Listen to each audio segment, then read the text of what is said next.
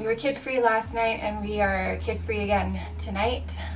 So I like to take full advantage of that. I feel like most people would take full advantage of doing nothing, but I take full advantage of trying to get as much stuff done around the house as I possibly can when they're not here, making messes, getting in the way, yada yada yada. So part of that was getting some work done. I began dyeing up the rustic Stella Aran Weight, and I'm done dyeing up the mohair. And the other big thing that I wanted to tackle was painting our bedroom wall. If you saw on Instagram back in like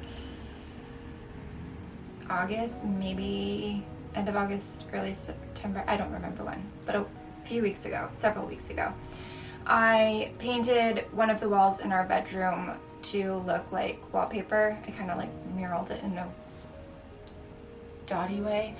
And I loved it, but it was really busy. And at the end of the day, when it's time to sit down and relax, whether that be in the living room or up here in the bedroom, I don't want to feel anxious or like things are too busy or cluttered. Really working on the clutter thing right now in our home. Been trying to purge here and there as much as I can and just really reevaluate, like, do we need this or do we not need this? So I painted the bedroom, and I'm gonna include some clips so that you can see the before, you can see the during, and the after. It took me about 2 hours and about 3 coats to get it to a depth of color that I'm really happy with, and I think that it looks amazing. I also have a friend who is amazing at thrifting, and she sells a lot of what she finds in thrift stores or resells it. So she ended up finding this amazing king size quilt, handmade quilt. So I ended up buying it off of her because realistically, I'm not going to make a king size quilt anytime soon. So she dropped that off today, and it goes even better than I could have imagined. So I'm really happy about that. I have lots to show, and lots to update you on. I might actually have to pause this and go grab the one thing that I'm like beyond excited to show you guys, because I think it's still down in the basement, but just lots of stuff. So I hope that you enjoy what I'm about to show you.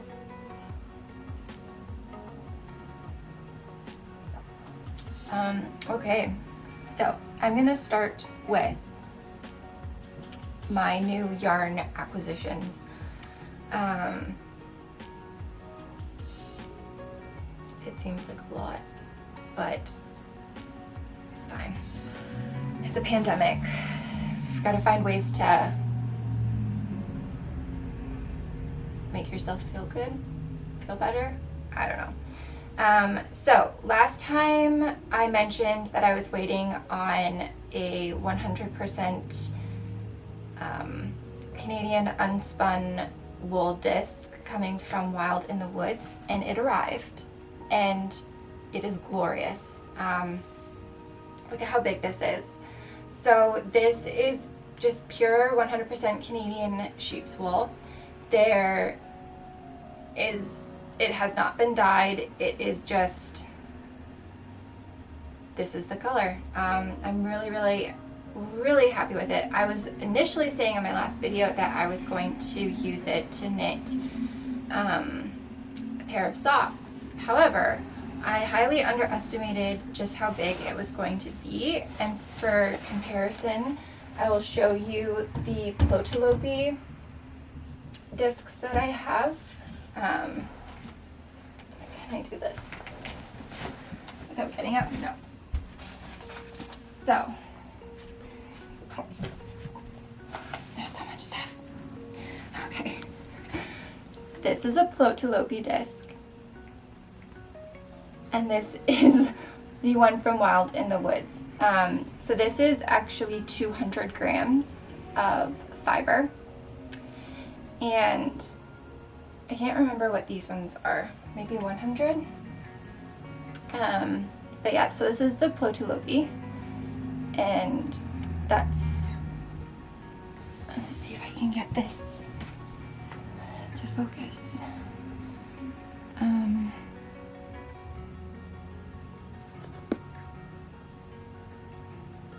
So this is a strand of the Plötulopi, and sorry about the paint on my hands. And that's the disc. And this is the Canadian wool from Wild in the Woods. They're out on Vancouver Island. And here is a strand of it. The sun right now. So crazy.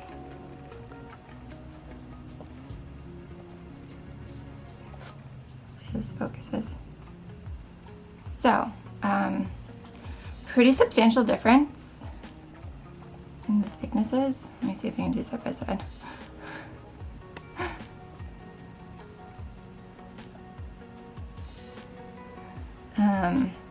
So I've reevaluated what I'm gonna do, and I'm gonna use the Plötulopi to knit a pair of socks.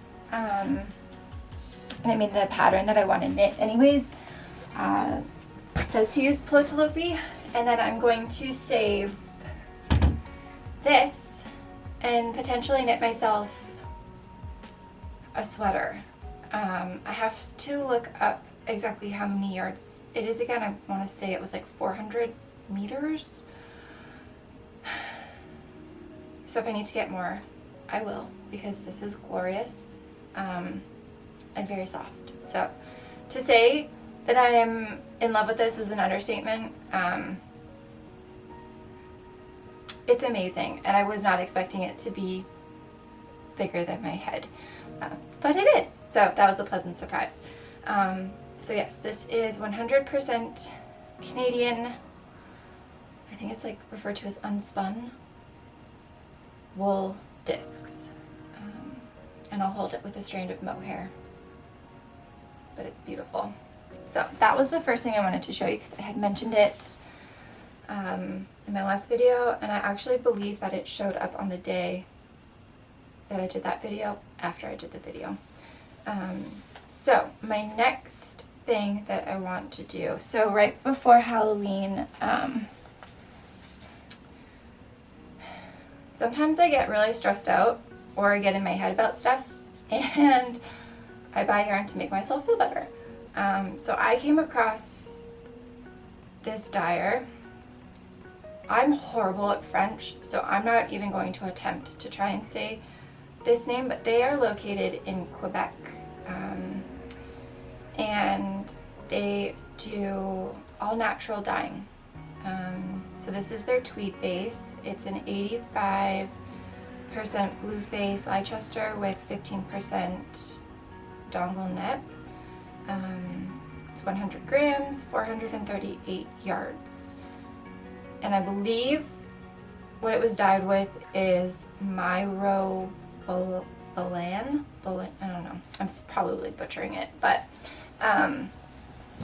it's absolutely beautiful. Hopefully the sun doesn't blow it out. And I love their labels. Their labels are stunning. So that's the shop.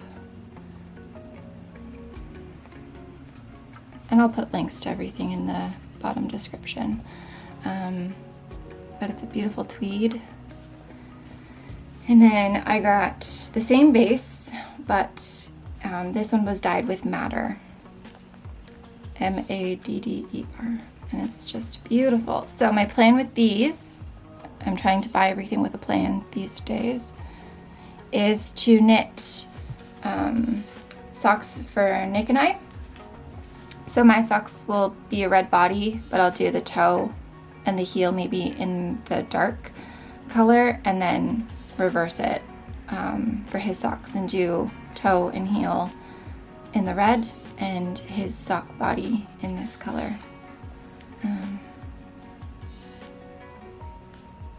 So yeah, so those came, which I'm really happy about.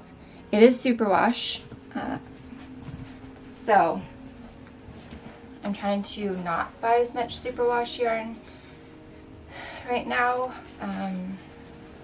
but they were beautiful and I got sucked into their Instagram feed is stunning. Everything was just beautiful. So I got those two for socks.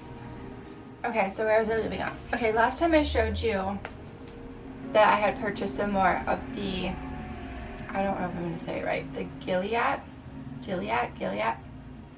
yarn. And it's this beautiful warm grayish brown color. And my initial thought for it, closer here.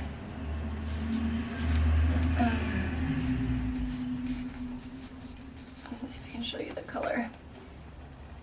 It's in my last video too, but you know.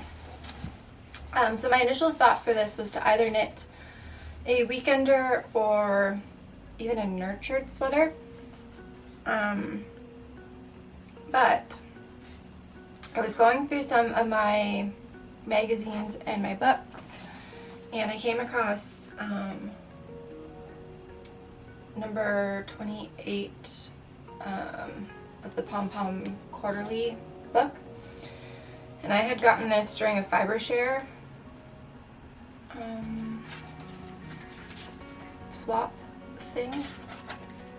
Anyways, when I first looked at this, I was like, it's absolutely stunning, but I'm always so hesitant about knitting things from books because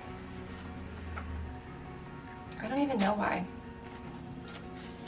For fear of ruining the book, maybe? The magazine? But I immediately looked at the cover and fell in love with the sweater. And then I started actually reading the pattern. And so that's my plan now. I'm going to knit this sweater. It's called Woodwardia. And I think it's got the most beautiful, simple details. I really love the detailing on the raglan, and then in the underarm there's a little detailing. So I think when I first looked at this, I thought it was seamed, but it's not. It's just a top-down raglan with a split hem and a turtleneck. So my plan is to use this and knit this. But I've been getting into a lot of podcasts. So where I'm segueing with this is after using the, let's just call it Gilead yarn, I've become very much in love with it. And for the price of the yarn, I think it's great. So I also purchased this color. And I'm going to knit myself a Felix pullover. And this is the color Dragon. I'm gonna knit myself a Felix pullover, which will kind of be like my holiday sweater, I think. I've knit the Felix before, but the issue is that I knit it to be a t-shirt. I did a split hem and everything. I've never worn this. I haven't even woven in the ends yet.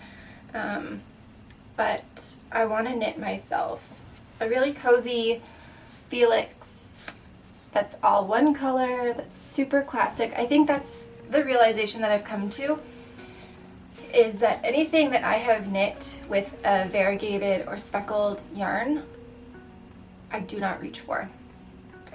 I tend to reach for if I wear knit. I'm trying to work on actually wearing my hand knits, but I reach for the semi-solids I don't know what it is. I tend to think, for me personally, it's the easier thing to style or wear. Sorry, Nick's calling me. Okay. Again, so yeah, I am definitely figuring out my style.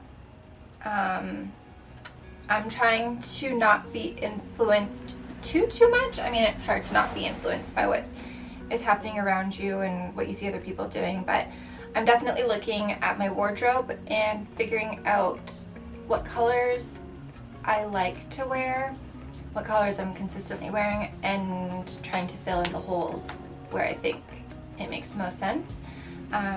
So I'm going to be knitting myself a Felix, which is like a really quick knit. I think I knit this, I mean, obviously t-shirt style, but I knit this on the airplane to Oregon, and then while I was in Oregon, and then back. But that was like, I flew out on Friday, and I was home Monday morning. And I flew out Friday, like, I didn't get into Oregon, Portland, Oregon until, oh geez, like 8:30 p.m. So it's a really quick knit. I love it. The only thing I'm going to do differently this time is actually knit long sleeves. So that is another planned project. And my last yarn acquisition, I'm saying this hesitantly because it's always the case with me, but my last one is my Knitting for Olive purchase, and I got 4 different colors, and let me explain. So they posted that they were doing, I think it was like a 24-hour period where if you purchase directly from Knitting for Olive, I think directly from Denmark, or knittingforolive.com, they were going to donate 100% of their sales to cancer research. So I'm kind of a sucker for that kind of stuff, especially after everything we went through with Ban. So I took it upon myself to place an order. And I think it was also because I was using Knitting for Olive to knit myself a throwover.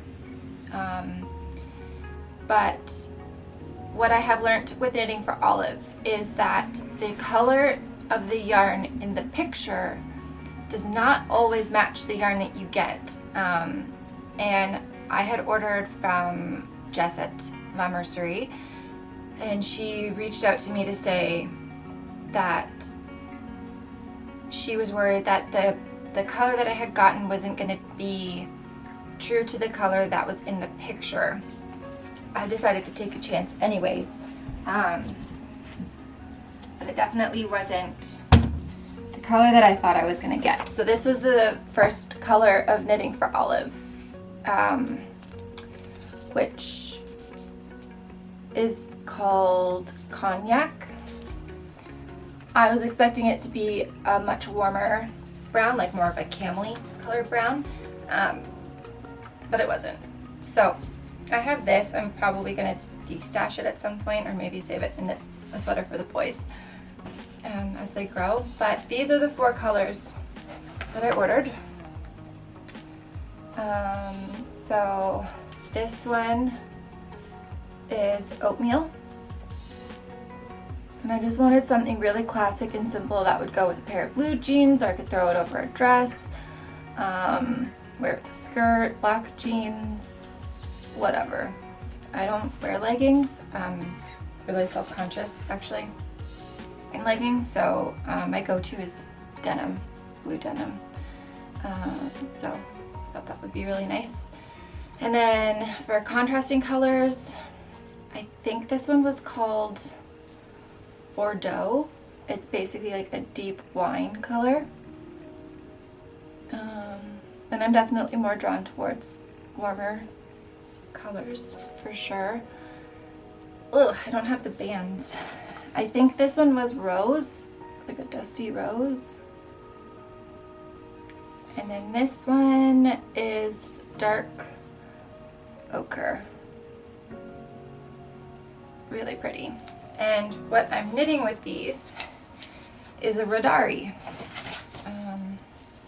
which I think is technically a man's sweater, but I'm gonna knit myself one. I saw Emma from the Woolly Mammoth. Oh, where am I going? She's knit 2 or 3 of them now.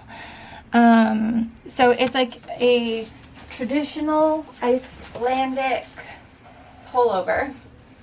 You knit from the bottom up. I have knit another Icelandic pullover from the bottom up, and it went really well for me. So I trust that process.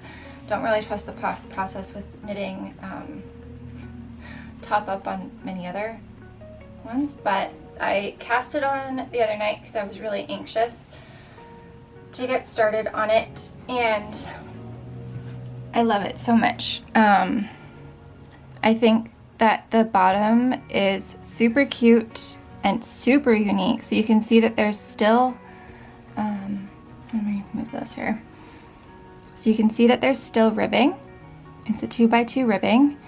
And you work the very first few rows in knit stitch, and it curls perfectly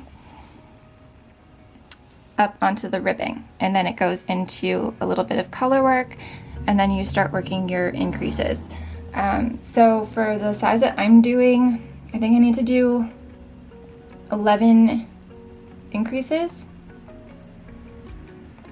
I've done 8. So it's getting there, but I'll just quickly show you what it looks like on, because I think it's super, I love that. And it's such a nice detail, and it'll be nice and cozy. So that's how far I've gotten, but I'm really enjoying the knit. And I asked Nick if he would wear one if I knit him one, and he said yes. So he helped pick out his colors for his, which I'm actually rather impressed by. So I'm gonna use the Mungo that I had previously purchased for his sweater, since I have so much of it, and I think it'll be beautiful in this knit. So this will be his main color. And then for his contrasting colors, he chose, it's gonna be so good. He chose Hello Stella. So he went with Gold Rush, Oil Slick, and then just Natural. And that will be his Rodari, which is gonna look amazing. So as soon as I'm done my sleeves and I get the body casted on, I'm gonna start on his sleeves and try and knit them at the same time in hopes that I can stay on track with it. So the knitting for Olive segued into what I was knitting, but on future whips. So that was the knitting for Olive. That's all of my yarn acquisitions, but I do have some book acquisitions. And I'm very, very excited about these. Lots of books. So my niece is turning 1 on November 14th, so it's coming up really fast. And I'm making her a dolly. So I ended up picking up, I don't know if you're familiar with Toft UK, but she basically, I believe her story is that she became a mom and crocheted her son's, there's her with her boys, all of these dollies, and it just kind of segues. So she's got one, like a whole book on dogs, a whole book on birds, a whole book on animals, So I did the Dolly one, and I started, just while I'm on the topic of it. So, it looks so funny right now. I got lots I need to do, so maybe I'll work on that this weekend. But this is the body, so the underwear, I put underwear. You can see the body curves in, it's so cute. And I've started on the head, and there is some really cool shaping happening on the head. And once I get through all of that, it's just onto the limbs, and then I'm gonna crochet a little outfit. Otis helped me pick out. It's really cool. So the book is split, so you can choose your head and your body. But Otis helped me pick out what we're gonna do. And now I'm not even finding it. Oh, there it is. So we're gonna do that hair. So our dolly will look something like this. It's just super cute. So you can crochet the shoes, the dress. I'm not gonna do safety eyes. I'm just gonna embroider the eyes onto the face for safety purposes. So yeah, it's coming along. I have, well, basically this weekend to work through it and a little bit of next week, and I need to have it done for next weekend. My other books that I received, if you follow on Instagram, then you know that I put out a question box asking about books on socks. I ended up getting 2. I had a lot of points saved up on my Plum card for Indigo. So I actually ended up getting this book entirely on points, which I was really excited about. So the 2 books that really has captured my attention, based on what people were saying, was The Knitter's Book of Socks by Clara Parks. And what I loved about this is I've really loved doing deep dives on learning about why things are the way that they are, why they're done the way that they are, how it got to that point. And so this really breaks it down, and it doesn't just tell you how to knit a sock, it gives you a lot of insight as to why we use the needles that we use and why this yarn is better than this yarn and all of that stuff. I also I fell in love with the opening paragraph, I guess. A sock is a work of wonder. No other knitted garment has as many structural demands or endures as much wear and tear. The humble sock must defy gravity, suffer the confines of our shoes, and endure being trampled on all day long. And I think that has always been one of the reasons why I've been afraid to knit socks, is because I'm like, well, just shoving it in a shoe. So why would I spend all this time doing that if it's gonna get stinky and dirty and the whole like wear and tear of it all. But through this book and watching some YouTubers, I'm learning a lot. So very excited about this book. The other book that came highly recommended was Socks from the Toe Up by Wendy D. Johnson. It's beautiful. I am actually currently doing one of the patterns from it, which is just a basic sock. I'm starting simple, and I just liked the clean and classic it was. So the really interesting thing about this is it gives you the fundamentals that you need, what needle size to use, what size to knit, your row gauge. Oh, well, I didn't gauge. But then if you go to the front of the book, it gives you all of the different techniques. So different techniques for casting on from the toe up, different methods of knitting a heel. So it's kind of giving you everything that you need to build your own sock formula, which I really like. So that's the other sock book that I got and I've been working on my socks. I brought them upstairs. I keep them in my purse so I can bring them with me wherever I go now. No project bag or anything, but if you saw my stories yesterday, you'll see I'm making progress. I feel like it's going super slow, but I keep telling myself it is 2 at a time. That's not in the book. Bailey, thank you, Bailey. Bailey sent me a video really breaking it down because I was always super intimidated by this. But they're getting there. I just work on them when we're in the car or if I feel like working on something small. So those are my 2 sock books. And my last book that I got, and this is for a specific reason, which I'll share more about later. Probably have to do a second part of this video, is the Fleece and Fiber Source Book by Deborah Robson and Carol Icarus? I don't know if I'm saying that right. Probably butchered it. But it is basically like an encyclopedia of yarn and fleece and different fibers from all over the world. It breaks like this one here. Let me go to a sheet that you guys would probably... Okay, so Cheviot is a type of sheep. So it gives you the whole history of the sheep. It talks about the different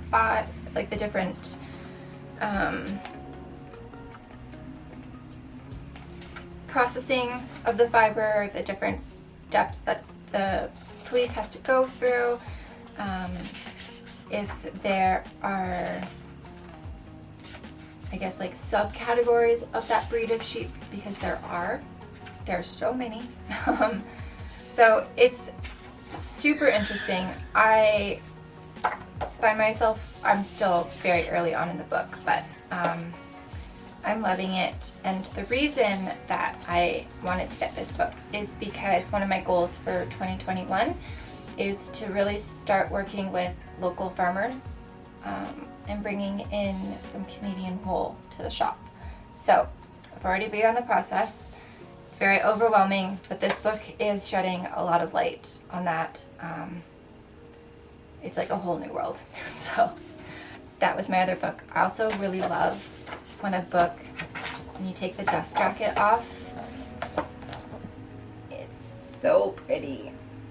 I'm a big sucker for that. So those are my book acquisitions, and then I'm going to talk about whips. The other night, actually the night, November 3rd, I guess, with all the election stuff happening, feeling very anxious, as I'm sure many of you are. I basically went on like a cleaning rampage. I cleaned our entire bedroom, like to the point of cleaning under the bed, which my mom would be really proud of me, because when I lived at home I did not clean under the bed. I just shoved things under the bed. But then I took it a step further and I went through all of my whips. I was just in a ruthless mood. I needed to be 100% honest with myself. So I ended up emptying 7 project bags, 6 or 7. Most of the stuff that I frogged were like things that I had started and then just kind of forgotten about them, and truthfully I was probably lying to myself that I was going to finish. So I ended up, I think, frogging a test knit. It's a beautiful pattern, but I just needed to be honest with myself, and I wasn't gonna probably wear it. Just a lot of, I don't know, I can't even remember now. So clearly it was a good thing I frogged them. But it's allowed me to kind of feel like this weight lifted off my shoulders, and I've been working on new things like the Radari. My test knit, okay, I'm just gonna show you. So if you follow on Instagram, you'll know that I had knit a sleeve and then I blocked it. I have to rip out that sleeve, which is this one. And that is because if you look at the sweater, I don't know if it's gonna show up, it puckers. So there was a hiccup with the test knitting. I guess there ended up being a sizing issue, a fit issue, I guess, with many of the sizes. So on the final increase row, so where the trees are, it was changed from increasing 32 stitches to an increase of 8. Problem is, the deadline hadn't changed, and I had basically already knit 6 inches of the body. So I wasn't ripping it back. I ended up trying on this side to do a dramatic decrease to get to the amount of sleeve stitches needed based on the pattern and what the pattern said. Now that it's been blocked and I've tried it on, it puckers right here. So this kind of puffs out, and that's because I did the decrease too dramatically. So I've knit the other sleeve. I did all of this last night actually, finally just sucked it up and started. I've done 2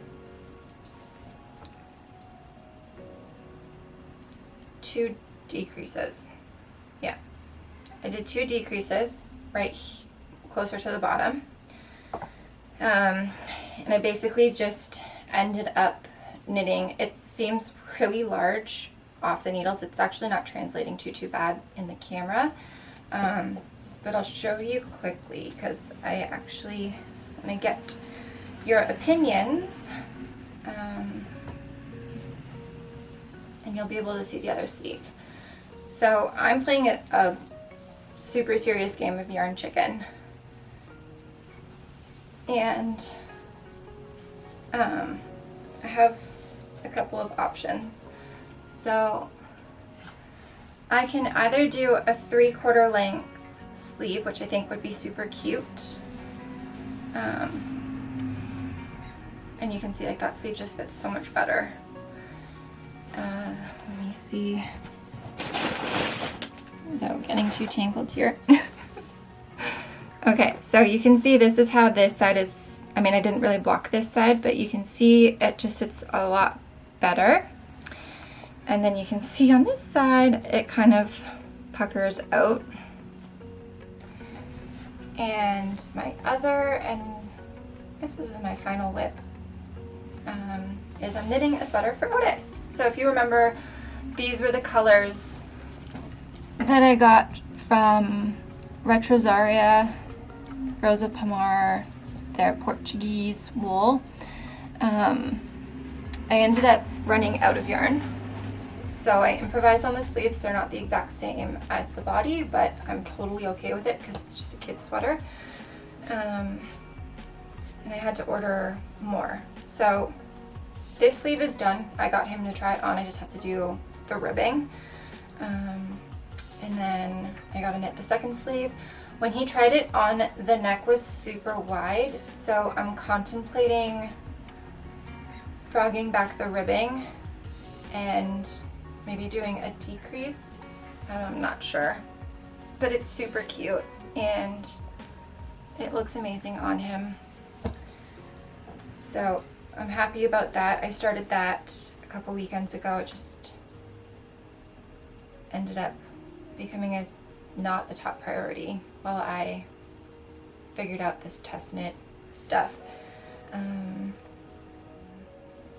We booked a family trip up to Huntsville. We're going to be staying, I don't know if we're like in Arrowhead Park or just like right outside of it, but really looking forward to that. And I'm going to be doing, I guess like a vlog style video for that. It's become a goal of Nick and I's to try and book a 2-night, 3-night little getaway for our family at least once a month. When you work from home, there's no such thing as a staycation, because your work is at home. So you, as much as you try to not do any work, you kind of can't help but sneak it in there. So the goal is to have a little mini vacation, hopefully once a month, at a cottage or something like that. And yeah, so we're looking forward to that. That's in a couple of weeks. I can't wait. I can't wait. I think that's it. I feel like that's a lot. Now I gotta put everything away. But I wanted to thank you. I hope that you're all doing okay. I hope you are finding ways to stay calm and finding ways to take care of yourselves and to de-stress. This has been a year, so, and my video cut out, but I just wanted to say that I hope you are all doing okay. I hope that you're finding ways to show yourself some love and take care of yourselves and de-stress, and I can't wait to chat with you all again soon. I hope that you have a great day, and I'm sorry that got really somber and like sad. We'll end it on a goofy note maybe. I don't know. Anyways.